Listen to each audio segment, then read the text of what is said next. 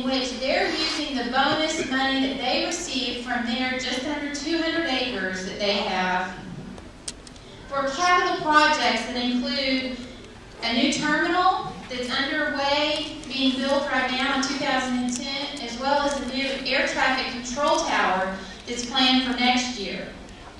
It's a direct result of capital improvements that are being made here in your city because of the natural gas drilling.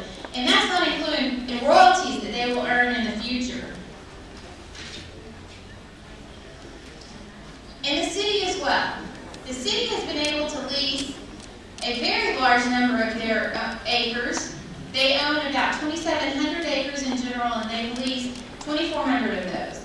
That's 89% of the acres that the city owns that they've been able to lease and to receive bonus money on that they can then use for local improvements. And that they can use to assist with the budget and to lower local tax burden on their residents and citizens, each of you. By changing the setbacks, the city is changing the game. The development plan has been made according to the current rules and regulations. It would be like if you were a farmer and you had a plot of land that you have tended and that you have sowed the seed and you have cared for, and when it comes time to harvest, you're told that you can no longer do that. You've invested time, you've invested money, and then you're not able to reap the rewards of that. Time and money are invested way before any permit is ever received or well is ever drilled. There's cost running title to identify if you as the lessor own your minerals. And we all know in Texas that can be difficult to determine sometimes because you can sever those from the land.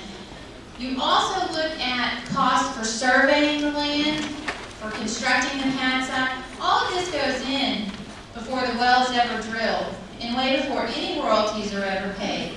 We don't want them in our backyard. What we have to do is protect that here in the city and protect those plans that are made so you, the lessors, can have the full potential and we can maximize each pad site. Each pad site that's currently here and currently existing quietly.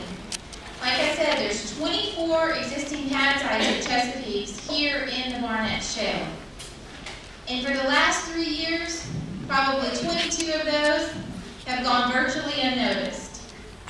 There are a couple that have been well noticed, I think, that especially of late.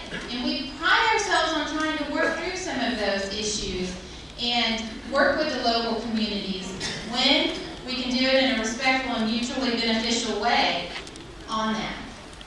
But when you have the vast majority of sites that are already here, to limit the drilling on those sites, it's not an inconvenience to the local community.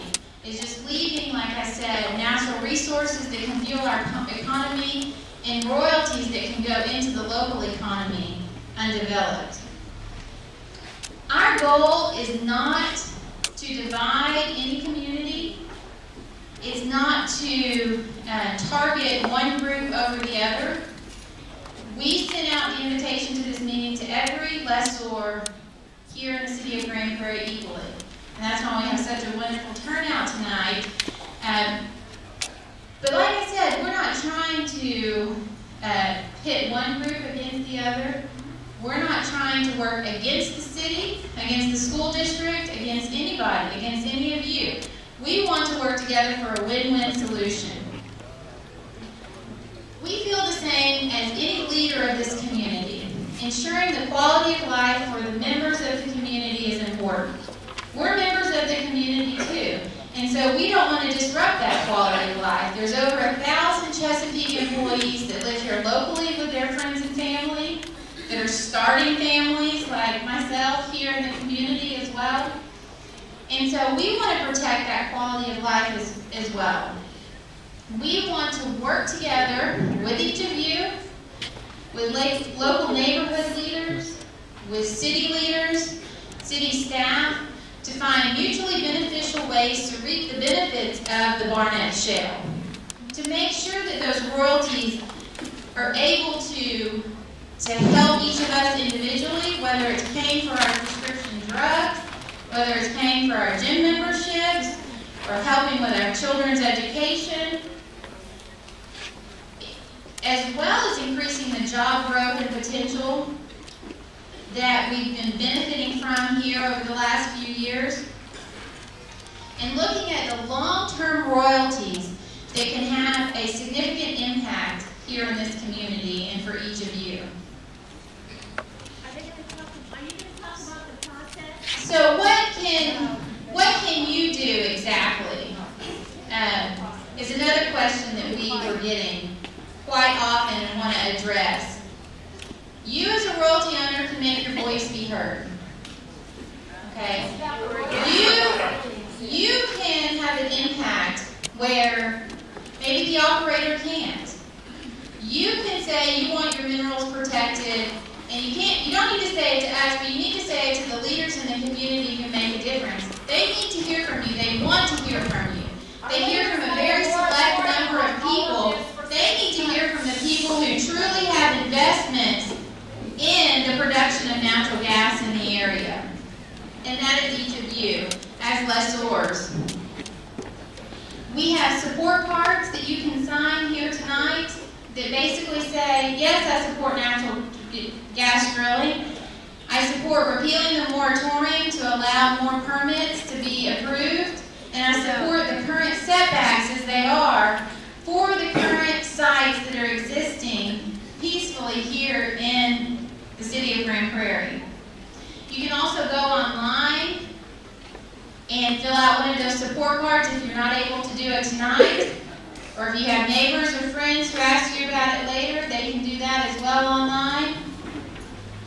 Or you can use your own words and voice those concerns and that support through email or calling your city council representatives, your city staff at City Hall, or the mayor of the Grand Prairie. But most importantly, you can show up and you can voice that support in person. At every city council meeting, you can make citizen comments, and that's what's really important. If you're invested in this, a little extra time might seem like an inconvenience here during the holidays, but it can make a huge impact. 1 week from tonight is the next city council meeting, where they do have citizen comments, and you can express your concerns and your support. You can say that you would like to see the moratorium on new drilling permits repealed, and so the development can continue on existing pad sites as well as the proposed pad sites. And you can express your desire to keep the setbacks as they are, so all of those wells can be drilled and production can continue in the city. I'm going to leave this up here, so I hope each and every one of you remember it, that there is a council date next week. At this time, I'd like to turn it over and hopefully answer some questions. I'm not going to talk about the natural gas process because a lot of you already know what that is, but we do have lots of information up here, and we'd be happy to stay here and talk through it with you. Any questions that you have about that process, any questions that you have about the moratorium or anything that I've spoken to today, we'd be happy to address that. Once again, we thank you for your time being here tonight.